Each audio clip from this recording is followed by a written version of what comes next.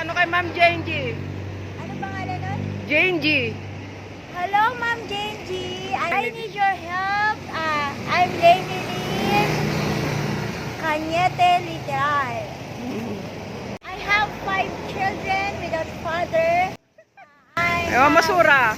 I have three Children.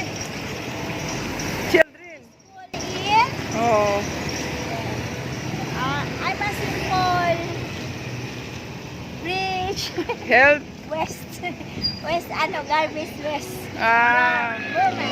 Oo, namamasura daw siya, Ma'am Jane G. Hindi lang siya makapagsalita in English. Yan. Sige, Tagalogin mo na para maintindihan ka ni Ma'am Jane. Marunong ba yun? Oo, taga dito yan eh. Hello, Mami Jen, Jane G. Jen G. I need your help. Kahit Tagalogin mo na, sige na. Kailangan ko po ng tulong niyo. Kaya lang sa ngayon, ipit po ako. Meron po akong maliit na inaalagaan pa. Tikirit po, kahit konting tulong lang. Hindi ka na, wala ka ng balak mag-asawa? Wala na po, ayoko na.